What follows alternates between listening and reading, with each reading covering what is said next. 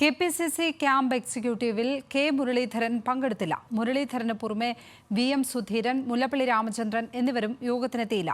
K Muraleedharan ക്യാമ്പിനെത്തുമെന്നും രാഷ്ട്രീയ വനവാസത്തിന്റെ ആവശ്യം മുരളീധരന് ഇല്ലെന്നുമായിരുന്നു രമേശ് ചെന്നിത്തലയുടെ പ്രതികരണം. 2 ദിവസങ്ങളിലാണ് KPCCയുടെ എക്സിക്യൂട്ടീവ് ക്യാമ്പ് വയനാട്ടിൽ നടക്കുന്നത്. പ്രമുഖ നേതാക്കളെല്ലാം തന്നെ ക്യാമ്പിൽ പങ്കെടുക്കുമ്പോൾ കെ മുരളീധരന്റെ അസാന്നിധ്യമാണ് ചർച്ചയാവുന്നത്. തൃശൂരിലെ തോൽവിക്ക് ശേഷം പൊതുപരിപാടികളിൽ നിന്നെല്ലാം മുരളീധരൻ വിട്ടുനിൽക്കുകയാണ്. എന്നാൽ കെ മുരളീധരനുമായി നല്ല ബന്ധമാണുള്ളതെന്നും മുരളീധരൻ ക്യാമ്പിനെത്തുമെന്നാണ് പ്രതീക്ഷയെന്നും രമേശ് ചെന്നിത്തല പറഞ്ഞു. കെ മുരളീധരൻ വരുമെന്ന് തന്നെയാണ് എൻ്റെ പ്രതീക്ഷ. അദ്ദേഹത്തെ ക്ഷണിച്ചിട്ടുണ്ട് എന്നുള്ളതാണ് എനിക്ക് മനസ്സിലാക്കാൻ കഴിയുന്നത്. അദ്ദേഹത്തിൻ്റെ രാഷ്ട്രീയ വനവാസത്തിൻ്റെ ഒരാവശ്യവുമില്ല. ഇന്നലെ ഞാൻ ഫോണിൽ സംസാരിച്ചതാണ്. ഞങ്ങളൊക്കെ ആയിട്ട് നല്ല ബന്ധമാണ്. അദ്ദേഹത്തെ സഹകരിപ്പിച്ച് തന്നെ മുന്നോട്ട് പോകും.